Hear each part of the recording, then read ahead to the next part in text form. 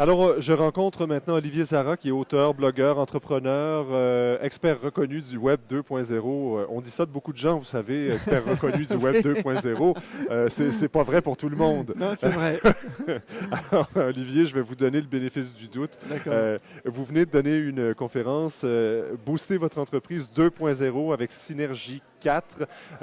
Ça, on parle d'un logiciel, on parle d'un système. On va y revenir dans un instant. D'abord, on va parler justement du débarquement, du grand débarquement de toutes les entreprises dans le 2.0, certaines avec un certain bonheur, d'autres avec un peu moins de résultats. Alors, aujourd'hui, quand une entreprise veut sauter dans le 2.0, c'est pas simple. C'est pas uniquement un compte Facebook, un compte Twitter et un jeune stagiaire qui tous les jours va entretenir des relations avec la clientèle. Est-ce qu'il n'y a pas un peu cette perception-là pour certains que c'est quelque chose d'assez simple, le 2.0? Je pense pas. En fait, si vous voulez, l'entreprise 2.0, je dirais que soit on est entreprise 2.0 parce qu'il y a un dirigeant qui a une vision des pratiques managériales et qui va mettre en œuvre, va organiser et faire fonctionner son entreprise comme une entreprise 2.0. Souvent, c'est le cas dans des PME, c'est très souvent le cas dans des startups, évidemment, qui sont très ouvertes aux technologies. Mais toute la problématique, elle ne se situe pas finalement sur les entreprises qui naissent, je dirais, dans leur ADN culturel, organisationnel, fonctionnel avec le 2.0. En tout cas, c'est pas de ça dont j'ai traité dans ma conférence. Ce sont les entreprises qui sont, je dirais, 1.0 et qui veulent se transformer en 2.0. Voilà. Oui. Donc, et là, je pense qu'elles sont quand même conscientes qu'il y a de très gros enjeux au niveau de la culture, des compétences managériales, de l'organisation, du fonctionnement et évidemment des technologies. Mais qui sont vraiment un morceau du puzzle de toutes les conditions pour faire cette transition et pour réussir. Oui. Mais dans la présentation de la conférence, j'essaie de nous amener là-dessus. C'est une tournure amusante. On parle du Pipeau 2.0. Ouais. Ben, c'est pour ça que je disais en présentation, il y a beaucoup de gens qui s'improvisent spécialistes du Web 2.0 ou encore il y a des gens qui improvisent leur stratégie 2.0. Alors, pourquoi est-ce qu'on fait cette blague-là, le Pipeau 2.0? Je me trompe pas tout à fait. Il y a quand même des gens qui nous vendent un peu des miroirs aux alouettes. Ouais. Alors, le Pipeau 2.0, le problème, c'est que l'entreprise 2.0 qui est devenue une sorte de concept marketing. La façon la plus simple de devenir une entreprise 2.0, c'est pas de changer sa culture, c'est pas de changer ses compétences managériales, c'est pas de changer son organisation, c'est pas de changer son fonctionnement, c'est d'acheter un logiciel 2.0, qui souvent d'ailleurs n'est pas 2.0, mais ça c'est un autre sujet, et de se dire mais moi j'ai acheté un logiciel 2.0, donc je suis une entreprise 2.0. Et pas plus tard qu'hier au Ulbiz, je discute avec quelqu'un et il me dit alors on parle justement de ce Pipeau 2.0, il me dit alors je ne donnerai pas de nom d'entreprise, mais effectivement il y a tel grand groupe qui a acheté cette solution et personne ne l'utilise. Donc c'est ça le problème, c'est que la solution 2.0, quelle que soit sa performance, parce qu'en fait elle n'est pas en question, elle devient elle est suffisante en elle-même. Le simple fait de l'avoir payée suffit à se créer une étiquette entreprise 2.0. Et le problème, c'est que dans la plupart des organisations, mis à part des projets pilotes, des entités, etc., elles ne sont pas utilisées. Et là, on arrive sur l'Omerta 2.0. On arrive sur... Oui, parce que dans les faits, acheter le système logiciel, ça ne change rien. Non. Alors, rien. Ça devrait. Tout le monde pense que ça va changer quelque chose. Les gens se disent que ça va être comme l'avion. L'avion, le téléphone, le mobile qui a créé des nouveaux usages, qui a changé un peu la culture. Et on se dit, on n'a qu'à basourder un logiciel dans le système et puis ça va transformer, les gens vont s'approprier la chose, ça va faire changer la culture, les compétences vont changer, l'organisation va se transformer et c'est vraiment le truc fantastique. Quoi. Alors quand on veut changer la nature d'une entreprise pour qu'elle passe du 1.0 au 2.0, on doit d'abord se poser quoi comme question? Alors, pour faire simple... Parce qu'il y a énormément de dimensions, de choses qui vont contribuer à ce passage et à cette réussite. Mais pour faire simple, aujourd'hui, je dirais que ce qui n'existe pas dans le réel n'existe pas dans le virtuel.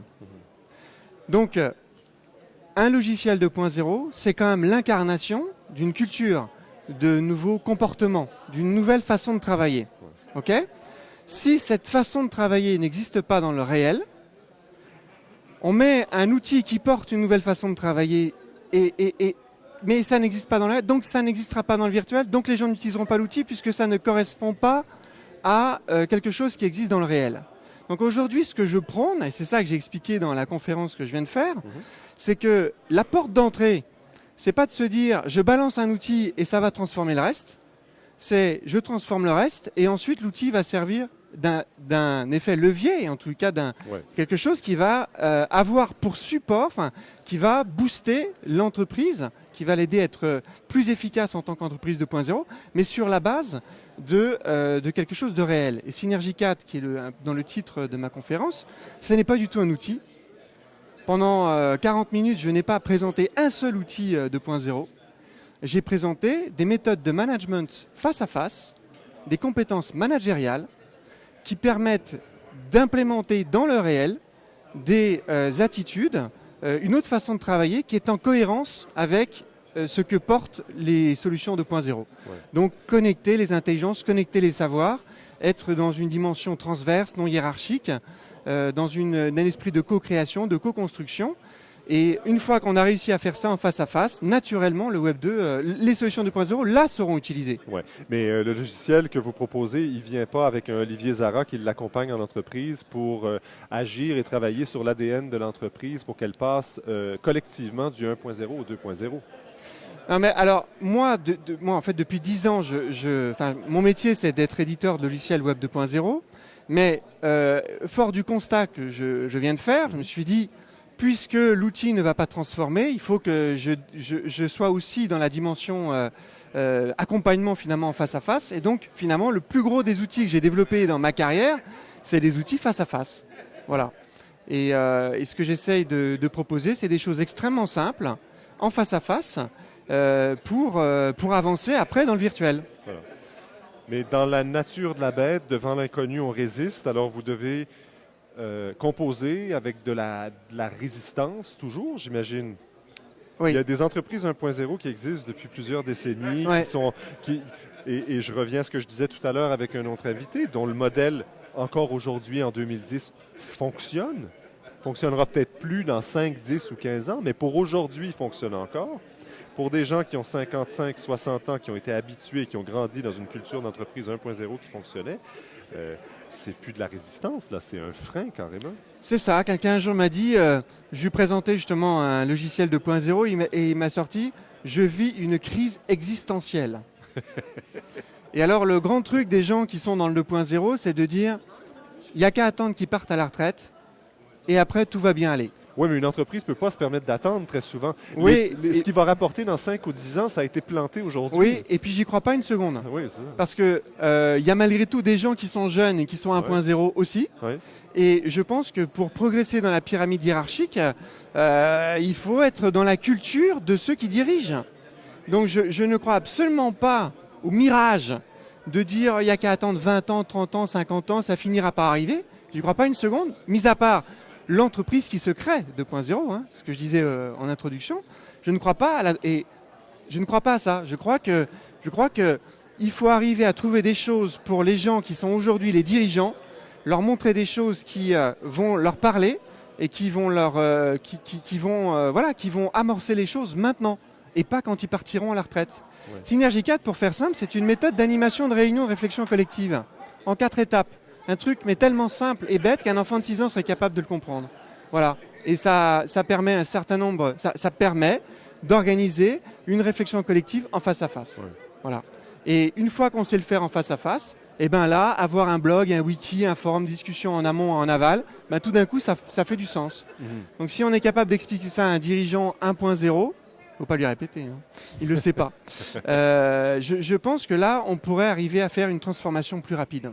Et la boîte, c'est Flubber Software. Voilà, alors Flubber Software. Pourquoi Flubber, c'est une espèce de matière un peu mouvante, c'est ça. Une espèce de jello. Là. C'est ça, qui prend des formes multiples et qui est un peu agile, qui sait se fondre dans le contexte dans lequel on la met. Pour l'adapter à ce qui distingue une entreprise, qui la caractérise par rapport à une autre? C'est-à-dire que voilà, les entreprises ont des stratégies différentes. Si on est un secteur d'activité industrielle ou service, on va pas avoir les mêmes problématiques. Donc l'idée de Flubber Software, qui est en fait une société qui vient de se créer, mais qui reprend mes activités des 10 dernières années. Donc c'est de se dire que quand on débarque dans une entreprise, il faut avoir un mixte de solutions technologiques et de techniques, de méthodes face à face. Et de faire ce mixte en fonction de la stratégie de l'entreprise, de son secteur d'activité, de son niveau de maturité. Ouais. Et là, vous travaillez avec qui? Alors nous, on travaille beaucoup avec des consultants. Ouais. C'est-à-dire que nos clients principaux, finalement, sont ceux qui... Vos apôtres, vous les envoyez... Pas nos apôtres, nos clients. Ouais. Moi, je considère, depuis 10 ans, parce qu'il y a 10 ans, je suis rentré dans des grands groupes avec mes solutions, hein. Ouais. Et j'ai vécu ce qu'on vit aujourd'hui avec les SharePoint Portal et les autres, c'est-à-dire une solution qui n'est pas utilisée. Donc je me suis dit, moi, ma mission sur Terre, ce n'est pas de vendre du logiciel, de vendre de la licence, et derrière d'avoir l'Omerta 2.0, d'un DSI qui ne veut pas dire qu'il a acheté mon logiciel et que personne ne l'utilise, du collaborateur qui ne veut pas dire qu'il n'utilise pas le logiciel, du manager qui ne veut pas dire que son collaborateur n'utilise pas le logiciel parce qu'il est bien content que celui-ci soit concentré. Mais ils l'ont acheté, votre logiciel, vous êtes content, vous? Ben non, parce que je pense que la mission d'un éditeur, c'est d'apporter de la performance dans une organisation. Et quand un logiciel n'est pas utilisé, il n'apporte pas de performance. C'est pas très satisfaisant voilà, non plus. C'est pas satisfaisant. Ouais. Donc finalement, j'ai considéré que les entreprises, en tous les cas 1.0, n'avaient pas la maturité suffisante pour utiliser des solutions 2.0. Mais par contre, les consultants sont des gens qui mobilisent finalement très souvent dans leur mission l'intelligence collective et c'est nos clients privilégiés. En fait, ils déploient nos solutions dans les grandes entreprises, mais en fait, on n'existe pas pour la grande entreprise. Voilà. Ben, Olivier Zara, je vous remercie beaucoup d'avoir passé quelques minutes avec nous. Merci beaucoup. Et bon succès. Merci beaucoup. Au revoir.